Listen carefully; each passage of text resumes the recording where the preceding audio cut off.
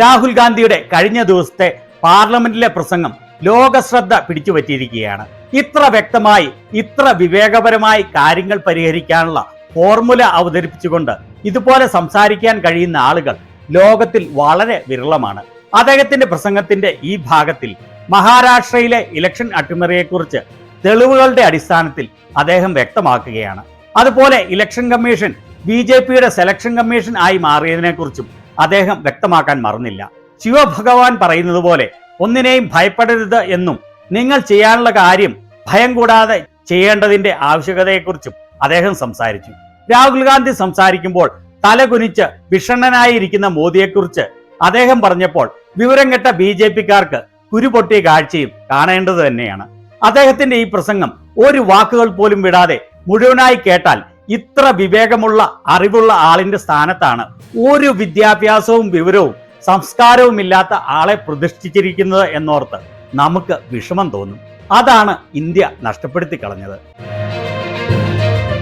Now I want to bring to the notice of this house some data, some information about the Maharashtra election. Very simple stuff. Speaker sir, between the Lok Sabha election, which the India Alliance won, and the Vidhan Sabha election, the voting population of Himachal Pradesh was added to the voting roll of Maharashtra. Meaning the entire population of Himachal Pradesh was added to the voter rolls of Maharashtra. Please understand what I am saying. In Lok Sabha, the difference between Lok Sabha and Vidhan Sabha was the population of Himachal. The entire population. What? Almost 70 lakh new voters suddenly arrived between Lok Sabha and Vidhan Sabha. Now, the most interesting part, and the Prime Minister is not looking at me. The most interesting part, मजबूरी है आप the most interesting part, सब सुनेंगे तर्क पे बात करो. मुंह नीचे कर लिया suddenly.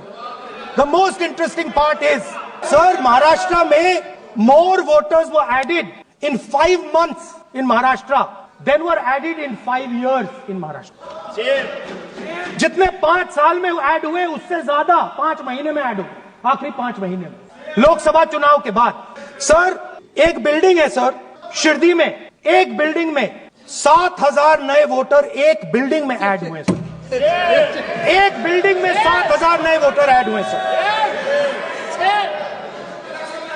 सर, मैं कोई आरोप नहीं लगा रहा हूं, मैं सिर्फ ये कह रहा हूं सर कि ये इसमें कुछ ना कुछ प्रॉब्लमैटिक है कि हिमाचल प्रदेश जितने बड़े वोटर्स लोकसभा के बाद जादू से आ जाते हैं. अब हम क्या कह रहे हैं? हमने इलेक्शन कमीशन से रिपीटेडली कहा है कि हम आरोप नहीं लगा रहे हैं. आप एक काम कीजिए, हमें लोकसभा की वोटर लिस्ट दे दीजिए, नेम, एड्रेस और इलेक्ट्रॉनिकली दीजिए, और विधानसभा नहीं है.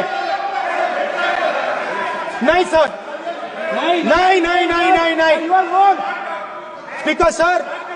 स्पीकर सर, वो सब वेबसाइट पे रहती है, सब जानते हैं, कभी भी कोई निकाल सकता है.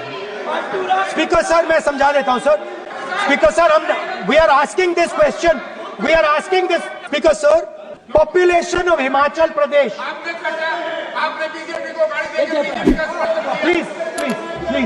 Population of Himachal Pradesh has voted in Maharashtra. We are saying to the Election Commission, please give us the names and addresses and polling booths of all the workers in the Lok Sabha and all the workers in the Vidhan Sabha, so we can calculate who these new workers are, who these new voters are. Interestingly, the new voters are mostly in the constituencies that the BJP has swept.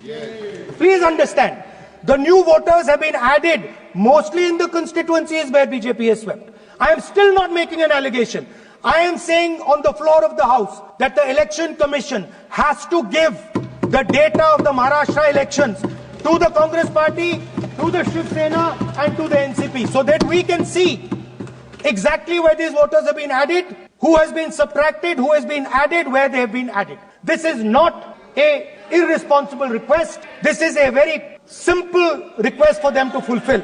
The reason I am saying this, sir, is because the rules have been changed.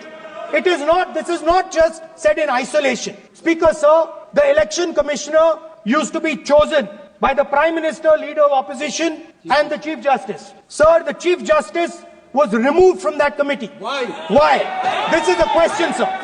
This is the question to the Prime Minister. Why was the Chief Justice removed from the committee? Now, in a few days, I'm going to go to the meeting. I'm going to go to the meeting. There's going to be Mr. Amit Shah and Mr. Modi ji. And there's going to be me. 2 to 1. Why am I even going to the meeting? What is the purpose of me going to the meeting?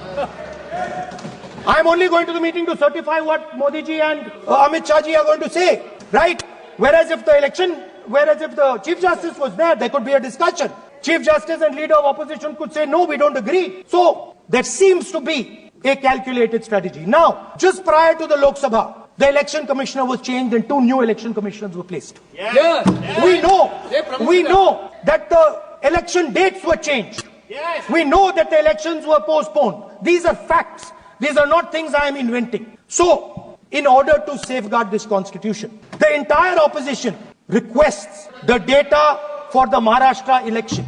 We request the data and the electoral voter list for Lok Sabha and the corresponding list for Vidhan Sabha. And I am very confident that the Election Commission will not give us this information.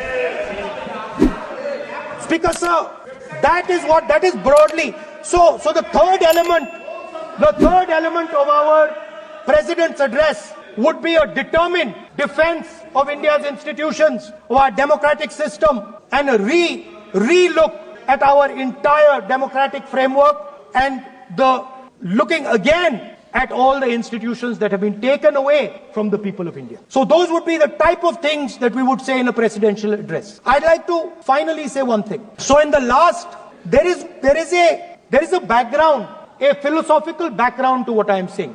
Essentially what I am saying to the youngsters of India and to this house is that instead of focusing on multiple things, instead of telling us a laundry list, give us a strategy, give us a vision, make it clear, right?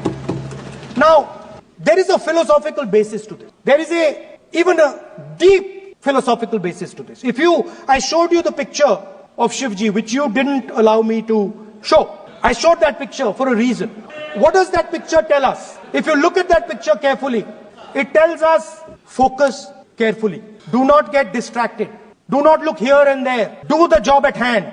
So there is a philosophical basis to the speech I have given.